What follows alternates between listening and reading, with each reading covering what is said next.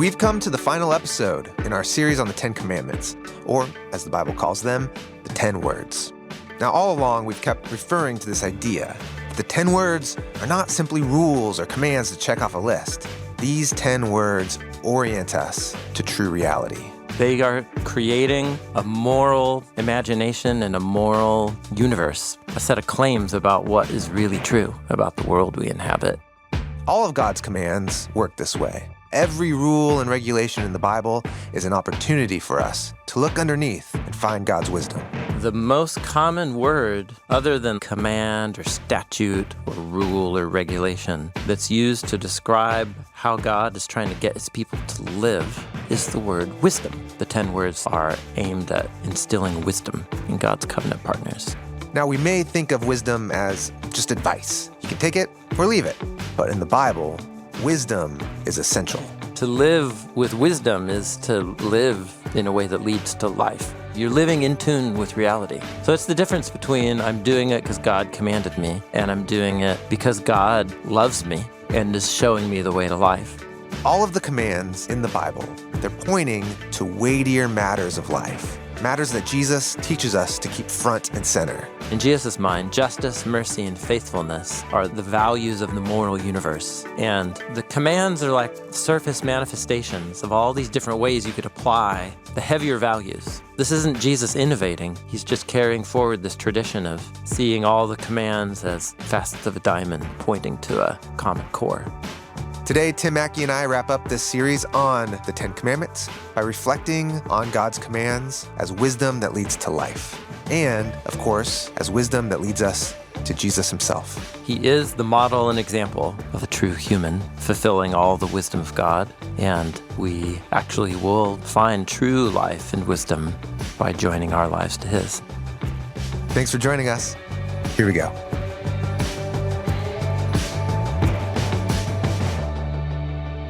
Hey, Tim. Hello, John Collins. Hello. Hello. We're going to wrap up our conversations on the 10 words.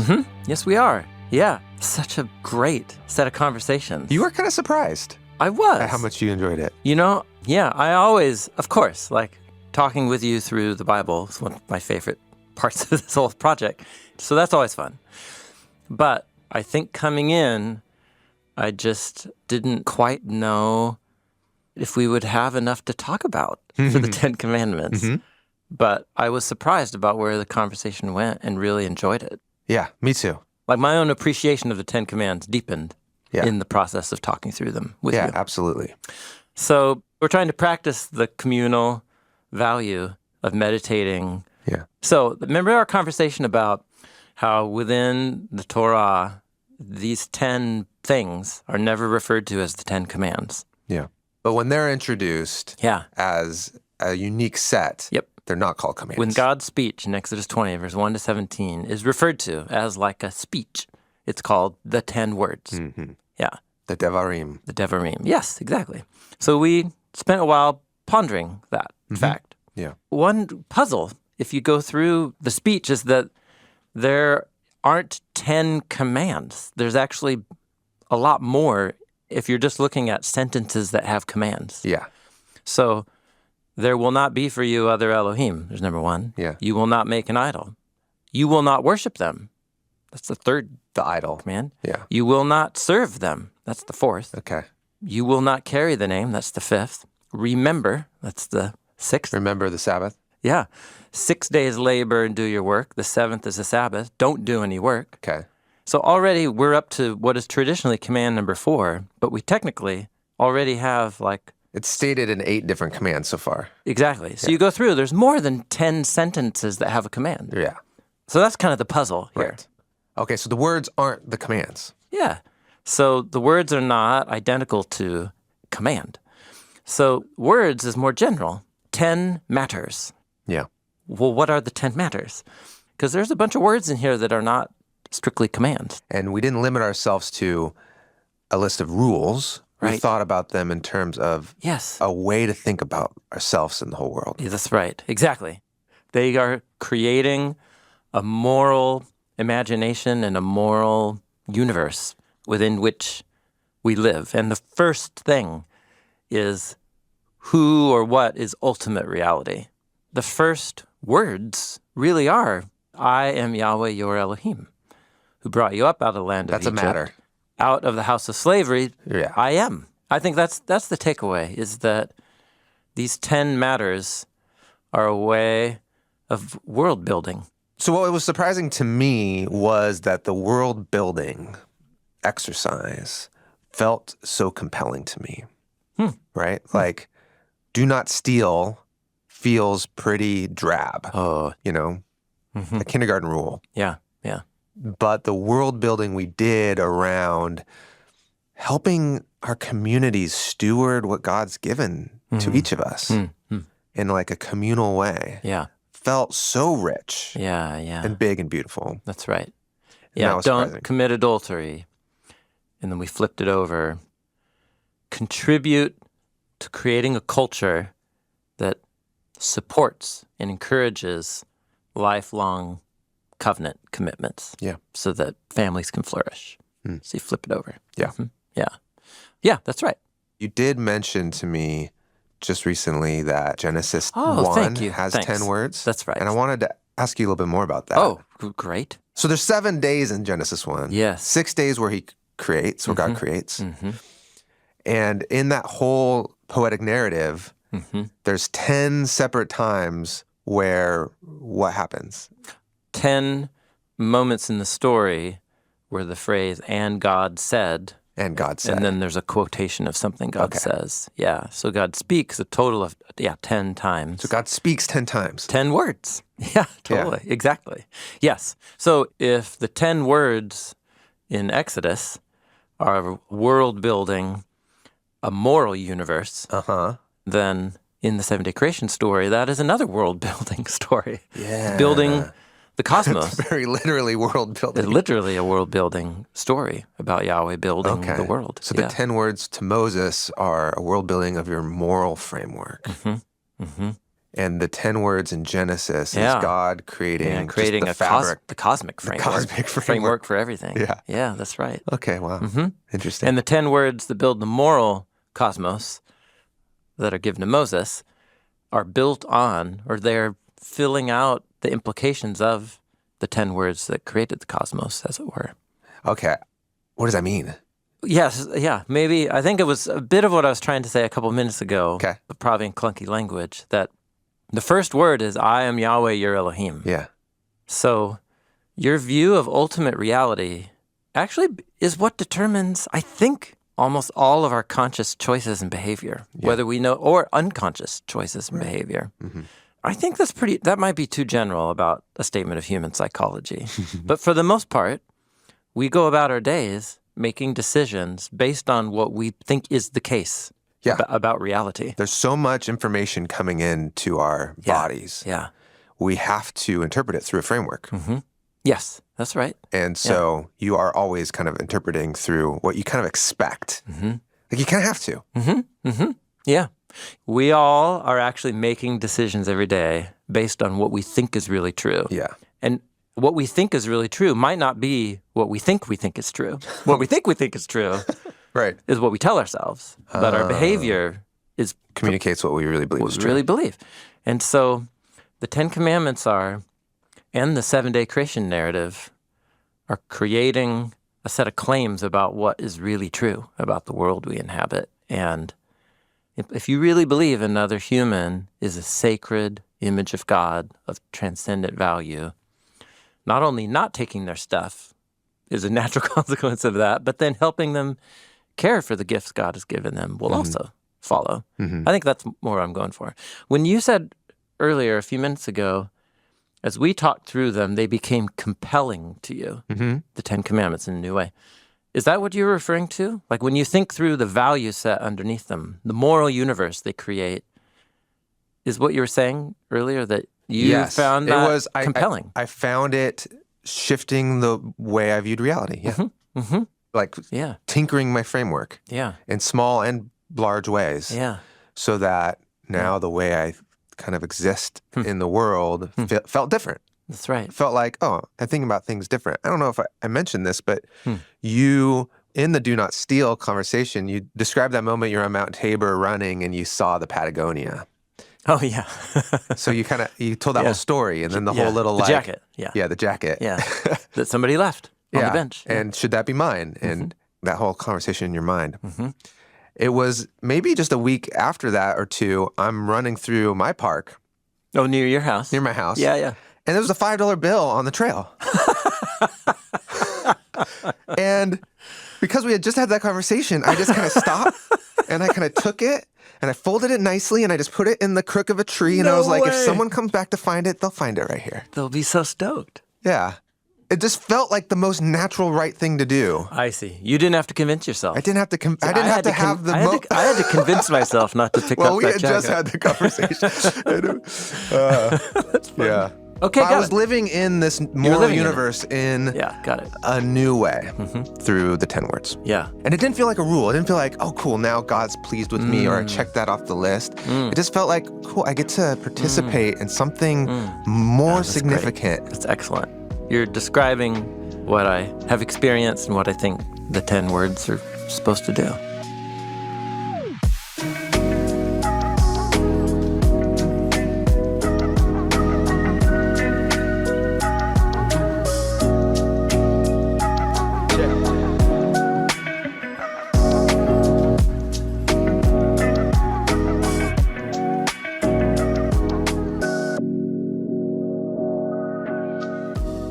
Okay, so if the 10 words in the 7-day creation narrative and at what God first says to the people and Moses at Mount Sinai, if they're world building, that means they're aimed at shaping a people to live in a certain way, which is what's happening at Mount Sinai.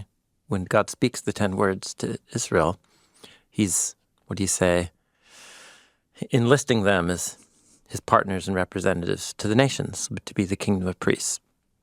And the most common word, other than like command or statute or rule or regulation, that's used to describe how God is trying to get his people to live, like we might think of common Bible words that describe a right way to live, righteous or holy. But like right up there, high on the list of words that describe how the laws are aimed to get people to live is the word wisdom. And for me, this is the second insight I became to appreciate more about the 10 words, is that they really are a key, a watershed moment in the developing theme of how all of God's commands are aimed at instilling wisdom in God's covenant partners. Moses straight up says it. In Deuteronomy chapter 4, and I don't think we looked at this in our little overview back at the beginning. I think we ended at Mount Sinai. Yeah. Yeah. So after Mount Sinai, and after the journey through the wilderness that went terribly, the 40 years, Moses, right before the Israelites are about to go into the Promised Land, gives a set of speeches that we call the Book of Deuteronomy. And he reflects back on what happened at Mount Sinai and the covenant and what God said. And the way he describes that moment in Deuteronomy 4 is so interesting. He's retelling this past event. He describes it this way. He says, look, now, that is to you all in this moment, I am teaching you all statutes and just rules. So statutes is our word chukim, which means inscribed, like etched in stone. Okay. Just like the 10 words were written on the stone tablets. And then just rules is the Hebrew word mishpatim. Oh, from mishpat. From mishpat, which means action you undertake with a public kind of consequence. Public good. A public good, yeah, to bend a certain situation in my community towards righteousness, towards right relationships between people. So mishpat is the action you take to create a situation of righteousness. That made that way more clear than that's ever been in my mind. Oh, really? Yeah, that's great. Oh, yeah. Because we've talked about mishpat versus tzedakah. Yeah, and justice and righteousness. Yeah, just right. Yeah, righteousness is like the standard. Justice is the thing that you do to get a situation up to the standard. Cool. Yeah.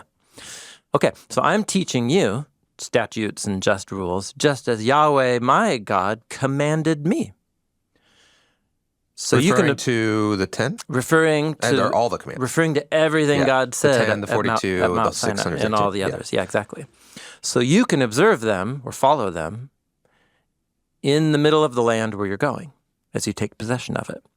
You must observe these diligently, for this is your wisdom.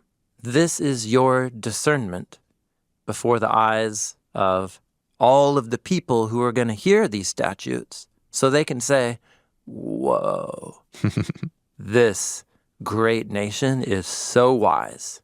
They are so discerning. What's the word for discerning there? It's the word binah. You love this word. I do. You've come to love this word. Yeah. Yeah.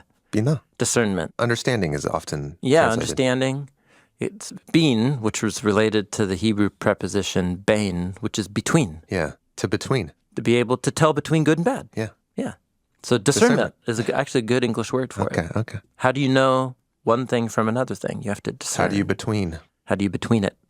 So Moses explicitly says the laws are wisdom. And they're aimed at teaching you how to tell between good and... He doesn't say between good and bad, but that's what discernment means. Mm-hmm. And then also, the Israel is to become this wise people as a model of a new way of being a group of humans together before other people groups. He just says it straight up, wisdom. So wisdom isn't just about good advice. I think sometimes we can use the word wisdom in English to mean like advice. Interesting. Like, yeah, it's probably good. It's good advice. You could take it or leave it. But to not follow wisdom is to be a fool and to choose death and destruction. Yeah, to fight against the cosmos. Exactly, yes. Yeah. To live with wisdom is to live in a way that leads to life. Wisdom is life, which is what he goes on to say at another point in Deuteronomy, at the end of Deuteronomy, when again he's trying to convince this generation to be faithful to Yahweh in the land. In Deuteronomy chapter 30, he has another way he talks about the commands. This is Deuteronomy 30, verse 15. Moses says, look, I'm setting before you today life and good, death and bad. These are the exact terms from the Garden of Eden story. Life and death, good and bad. Yeah. You have the tree of knowing good and bad, and then the tree of life. And then if you eat from the tree of knowing good and bad, it's death. Will lead to your death. Yeah. So I am setting before you life and good, death and bad. Okay, hold on. Yeah. Whoa, something just clicked for me. Whoa, oh, great. The tree of life is also about knowing good and bad, but in a way that leads to life. Oh, yeah, that's right. And the tree of knowing good and bad could have been called the tree of death. Yeah, totally. Yeah. So both are trees of knowing good and bad. Right. And both are trees of life or death. Yeah. So it's really a tree of life and a tree of death. Right. But they're not called that. And it's almost an invitation into that little riddle. That's good. That's great. Yeah, that's right. Okay, so yeah, sorry. That's right. Because the tree of life, you will learn the difference between good and bad by doing what God says. Yeah. Actually, so in a way, you just summarized what Moses is about to say. So I'll restate the first sentence. I'm setting before you today life and good and death and bad. What I'm commanding you, there's a reference to all of the now 600 plus commands in the Torah, starting with the 10 words. What I'm commanding you today is to love Yahweh your God by walking in his ways, by keeping his commands, his statutes, and his regulations. Then you will have life, and you'll become numerous. There's Eden language again, be fruitful and multiply. Yahweh will bless you. There's 7-day creation language in the land you're going. A few sentences later, I invoke as witnesses against you today the skies and the land. There's Genesis 1 language. Oh, the cosmos itself bears witness. Bears witness to the truth. That's interesting. Yeah. It's sort of like if you choose not to follow these commands, you're living out of sync with reality. The cosmos has the right framework. Yeah, the cosmos is the framework. Yeah, that's right. So the skies and the land are watching you as witnesses to the truth that I have set before you life and death and blessing and curse. So choose life that you may live, you and your offspring, by loving Yahweh. And how do you love Yahweh? Listen to his voice and cling to him, for he is your life. So love and listening, life and good and blessing, and listening to the voice, those are all different ways of talking about living by the commands of God. If I just think about the whole set of conversations we had, I felt like we were trying to practice that. We were listening in a new way. We were trying to see how it points to life and how it leads to blessing. And so is that what we mean by keeping the commands? Yeah. Remember, so the conversation we had about honoring your parents, which has the little addition to it. So that you can live long days in the land. In the land Yahweh, your God, is giving you. So it's not just that honor your parents and then Yahweh will hook you up, do something good for you. Again, it's an invitation to actually live in reality. Yeah. And when you live in reality, things are likely to go better. Like actually just of their own cause-effect sequence that unfolds from that. And that is part of the language of goodness and blessing in the Bible, or wisdom. You're living in tune with reality. So it's the difference between I'm doing it because God commanded me, and I'm doing it because God loves me and is showing me the way to life, and I ignore his command at my own peril. What we're talking about is like having good, meaningful relationships. Yes. Living in communities that are good and vibrant and beautiful. Finding meaning and purpose and joy in your own life in the midst of all of the craziness. Like, we're talking about that kind of life. Yeah. Man, after our conversation about bearing false witness, word number 9, I still remember the lunch conversation that we had afterwards. Oh, really? And we don't have to bring up the particular example that you did, but you brought up an example happening like that week in current events. And it was an example about a group of people in American culture who were being brought up in a very public way and spoken about in a way that wasn't truthful. And it was and they're being scapegoated. Very obvious Yeah. that this group of people was being misrepresented in a political discourse type situation. And it wasn't even that hard to find out what was being claimed about this subcultural group wasn't true. Right. But it really negatively affected them, and it is a sad moment in American history, I think. Yeah. So it's not just that God's command was dishonored. Yeah. It's that it had a very public impact on a group of people that, according to the Torah, ought to be cared for, in a society that lives by God's wisdom. So that's life, finding life. Yeah, finding life. Yeah.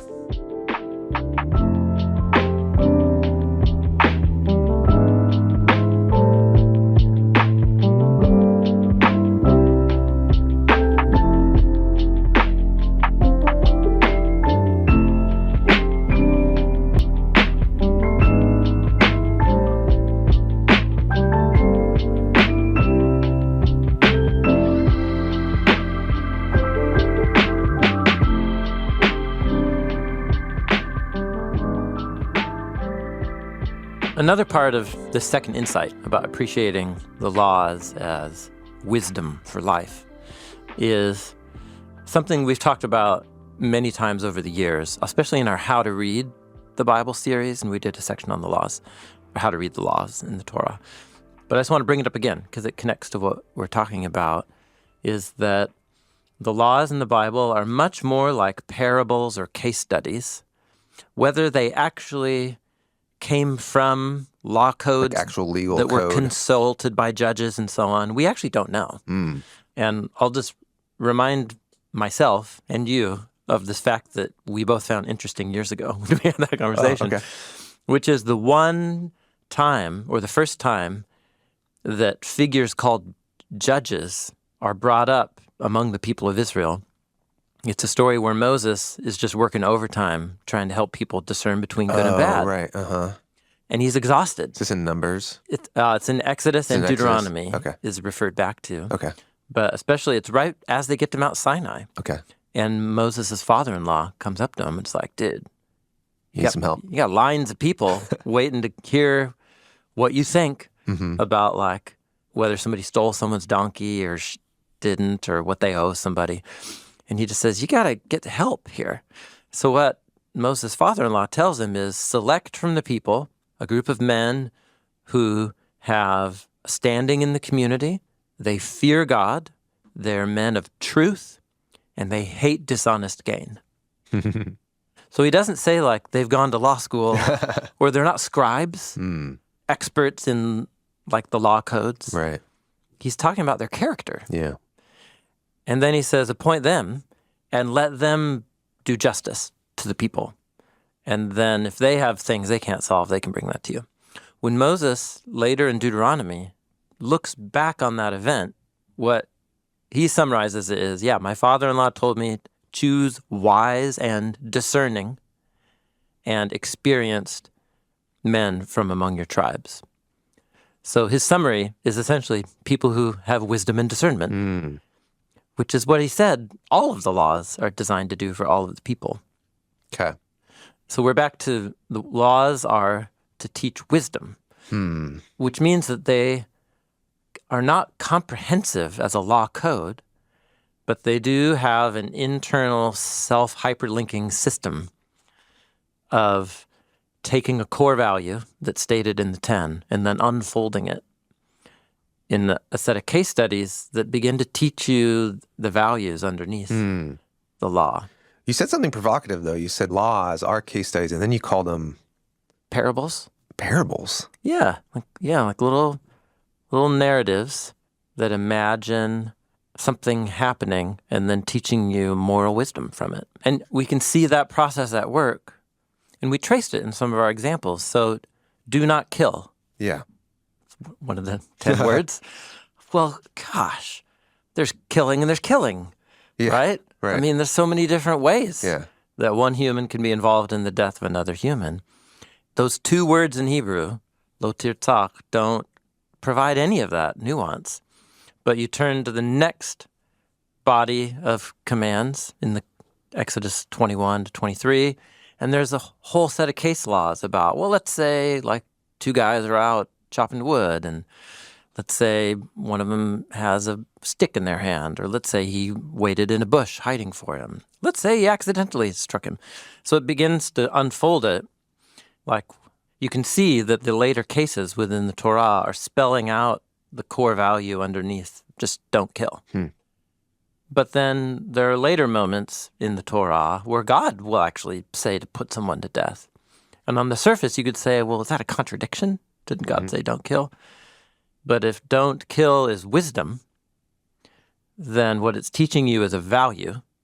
And there might be times, and this is actually leading up to the third insight that I came to appreciate, there might be times where different commands come into conflict with each other. And what are you supposed to do then? And you could just say, well, contradiction. Like God said this in one place, God said that in another place, and they're the opposite. The Bible's incoherent. Or it could be that the Bible's wisdom literature, and if you learn the values underneath, you actually will begin to learn how to create a system of weights and measures for which values are relevant in which type of circumstance. Which is, again, which is why Moses says choose people who are wise, as opposed to choose people who have memorized the code. The story that keeps going through my mind as we talk is Jesus with the woman accused of adultery. Sure, yes, yeah. Where there is a command, if you're caught in adultery, to be killed, right? There's a law in the Torah.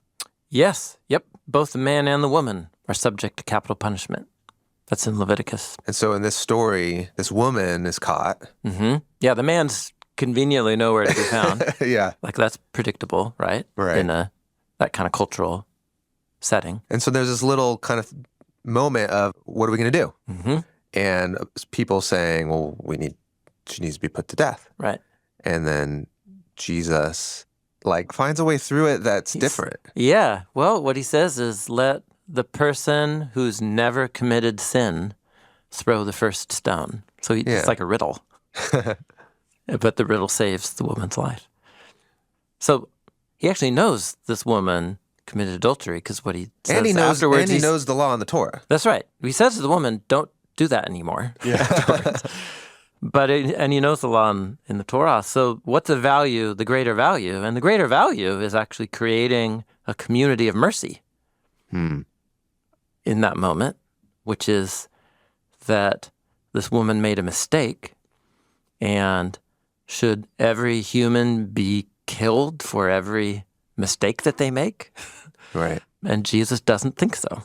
And Jesus is the one who thinks he came to fulfill the Torah. That's right, yeah. And so... Yeah, I'm so glad you brought this up. I have another example. Okay. That is exactly... So here, we're now moving into the third thing that I wanted to bring up, which is viewing the laws as wisdom, I think can help us have a deeper appreciation for moments when different laws in the Torah come into conflict with each other.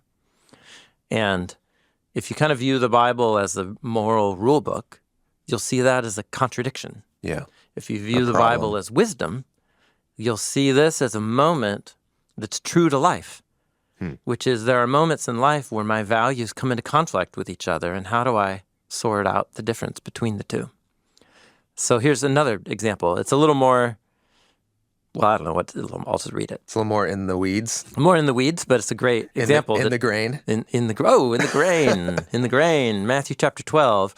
Jesus, on the Sabbath, was going through some grain fields. He was walking from one place to another, and his disciples are with him.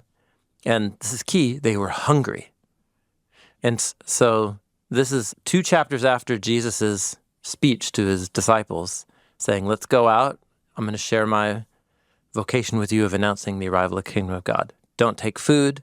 Don't take extra money. Don't take extra clothes. When you arrive in a town, people that are receptive will take us in and they'll feed us, which means that they were hungry a lot. Yeah. So they're going from packing a lunch. You're going to be hungry a lot. They're going from one town to another. And they're hungry, just like Jesus was in the wilderness. Yeah, this feels very wilderness. Give me today my daily bread. Yep. So they're going by a grain field, and this would not occur to me as a way to feed myself, but it was a different time and culture. And they're like, dude, there's a bunch of ripe grain right there on the edge of the road. Yeah, you guess you can nibble on it. Yeah. So they started plucking stalks of grain to eat. So what's funny is it was a number of years ago that I did this for the first time in my life. You partially mentioned this to me, inspired by this story. Okay. And I was like, how much can you actually feed yourself? Yeah. It's slow work. Is it? They're really buried in there. But they're fat. They're fat. Little kernels in there. Yeah, and they taste good.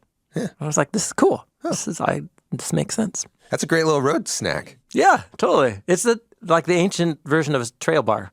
It's kind of like a sunflower seed. Yeah. Wheat seeds. Anyhow, the Pharisees see this, and they say, your disciples are doing what is not authorized on the Sabbath. So, first of all, you can pluck and eat grain from a stranger's field in the laws of the Torah. There are laws about that. Yeah. You can't get out a sickle. You can start harvesting it. Harvesting it. No, but you can nibble. Because the assumption is you're not going to take that much. Yeah. But that's not what the Pharisees are concerned about. They're concerned about doing a kind of work on the Sabbath. Yeah. So this is a perfect example of, according to one law, if you're hungry, you're walking by your neighbor's farm, pick some grapes, pick some grain, do it. It's cool. And then there's another law that says, don't work on the Sabbath. In fact, that's one of the 10 words. Yeah. So here we are. 2 commands in the Torah in conflict with each other. Are they working on the Sabbath by plucking grain? Yeah. Are they breaking that command? Yeah. Are they breaking the Sabbath command by feeding themselves when they're hungry? That requires some effort. That's the issue. The Pharisees think, man, you've gone too far. You should just be hungry. And Jesus disagrees. And he gives 3 reasons why. He looked to them and he says, haven't you guys ever read the Bible? Which is kind of a dig, of course. And he quotes a story that comes from what we call the scroll of 1 Samuel chapter 21. And it's a moment when David was fleeing from Saul with a crew of people, and they were all hungry. It's very similar. And they go into the tabernacle, the house of God. And they ate the sacred bread of the presence, which they were not authorized to eat, except for the priests alone. Yeah, that's off limits for sure. Totally. Now, this is really interesting, because if you go read the story, David goes to the priest, and the priest is like, well, we just replaced the bread. So it's like the leftovers. Yeah. It's day old. It's the 7-day-old It's the bread. 7-day-old The bread gets replaced every 7th day. Oh, okay. So the very fact that David gets some of this bread means that it is the Sabbath day, because that's the day you change out the bread. Oh. So it's pretty subtle what Jesus is doing here. But what he's saying is David went in and he had this bread that wasn't technically allowed to him on the Sabbath, and it was cool. The priest gave it to him. It was cool. And you notice they were hungry. So not only is it bread given on the Sabbath, but it's priestly bread. So what he's saying is, here's a biblical story where hunger and need, meeting someone's hunger, is actually on equal value as resting on the Sabbath day. That's the move he's making here. Okay. Then he goes on to say, and speaking of priests and the Sabbath, haven't you ever read in the Torah, do you know the priests are working every Sabbath? I mean, they're offering sacrifices, they're cleaning up, they're working switching hard. out the bread. Yeah. And he's like, what? So is like God contradicting God by telling the priest to work on the Sabbath? And then the last example is, if you had known what this means, and he quotes from the prophet Hosea, chapter 6, I desire mercy and not sacrifice. If you really had internalized what Hosea meant right there, Jesus says, then you would not condemn the innocent. Yeah. So now he's hyperlinking to Hosea 6. That's a whole rabbit hole. It's super cool. But the word mercy there in Hebrew is chesed, loyal love. And it gets translated in the Septuagint as elaos, or mercy, which is a major theme in the Gospel of Matthew. That Jesus is constantly talking about God's mercy, how good is life for the merciful, for they will be shown mercy. That's in the Beatitudes. Mercy is a huge theme in Matthew. And at the conclusion of Matthew, when he really lays into the Pharisees, what he says is, man, you guys are so good at tithing and giving a tenth of all your crops, even your tiny little herb bushes, you give a tenth of. But you have abandoned the heavier matters of the Torah, justice, mercy, and faithfulness. So in Jesus' view, the commands are like surface manifestations of all these different ways you could apply They're ways in. the heavier matters, the heavier values. And in Jesus' mind, justice, mercy, and faithfulness are the values of the moral universe. That's the wisdom that you gain. Yes. Justice, mercy, and faithfulness. Yeah. And then in another place, he'll just say, love. Love God, love your neighbor. When someone says, what's the greatest command? So this was very common in Jesus' culture, and Jesus is engaged in this process of reading the laws as wisdom, pointing to a deeper set of values that he can say were 3, justice, mercy, faithfulness, or even as 1, love. But it's built into the commands. This isn't Jesus innovating. He's just carrying forward this tradition of seeing all the commands as facets of a diamond pointing to a common core. And the 10 commandments, the 10 words, which are full of many commandments, are like a 101, teaching wisdom, creating a moral universe of what it means to be an image of God. And Jesus drew great wisdom and built off of it. You can see that in his teachings, especially the Gospel of Matthew, which is really focused in on how Jesus' teachings develop the wisdom of the laws of the Torah. We haven't even brought up the Sermon on the Mount and the case studies of don't murder and don't commit adultery. But you can see Jesus doing it right there, the same exact thing we've been talking about.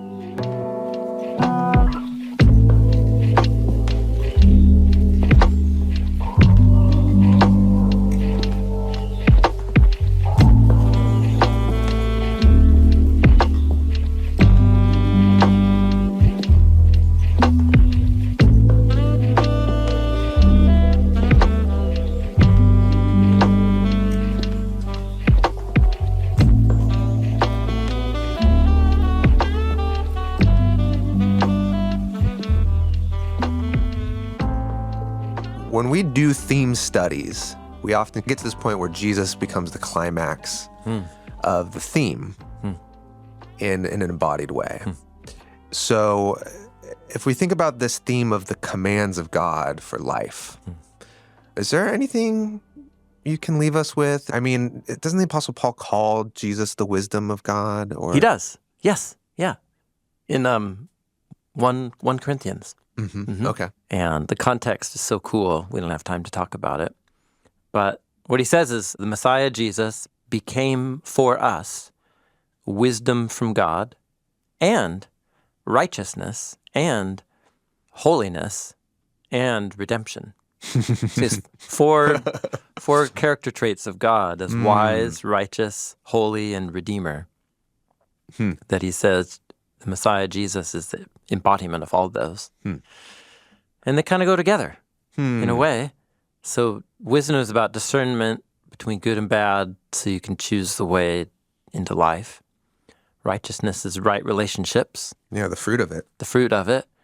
Holiness is about a life so dedicated to being in union with God's own life and power that you like radiate with God's own uniqueness. And then redemption is about transferring someone out of a state of slavery and whatever badness and transferring them back into God's family and possession and goodness. So in a way, the laws are designed to do that. And here, Paul's just saying Jesus is that. He's all those things in human form. And I guess the way the apostles did it, the way the apostle Paul said was that the pinnacle moment of all those values coming into one event is when Jesus surrenders his life over to death and when he's hanging on the cross, issuing God's forgiveness to the people killing him. Something about that moment is like the moment, which he calls a display of God's love. Yeah. Yeah, so Jesus said it, and Paul also said it. Love fulfills the law. So I'm not trying to be trite and just saying love. It's about love. But like the life story of Jesus and the leading up to the cross, there is something there about Jesus elevating the well-being of others, not just equal to himself, but above his own well-being. There's something there that the laws themselves are all pointing us towards, which if we were to boil it down to one value and look to one person's life, to incarnate that value, I can't think of any better story to tell than the story of Jesus. Yeah. I think that's what it means to be a Christian, is to see Jesus fulfilling the law in that way. Yeah. And is there something about not just looking to Jesus as an example, but to truly be a wise person? It's like we need... It's great that we're doing this and we're trying and we're like wrestling with the words and we're letting it form us. But it feels like the true power of that is when we're connecting to something. Ah, I see. Or beyond, someone. Or someone. Yeah. Like beyond, That's great. more than ourselves. Yeah. That's actually then helping us do that. Sure. Yes. Yeah. So here we come into, I think, the point of the gospel narratives and the claims that they make is that Jesus is the model and example of like the true human, fulfilling all the wisdom of God. And so is a model for us. And then he actually is the first one to be that and do that on our behalf, whereas Paul will say, for us. To be the person who can fulfill the law through love. That's right, yeah. And I will have a complicated history of living up to that value, often compromising it, often fulfilling it, depends on the day, on the week.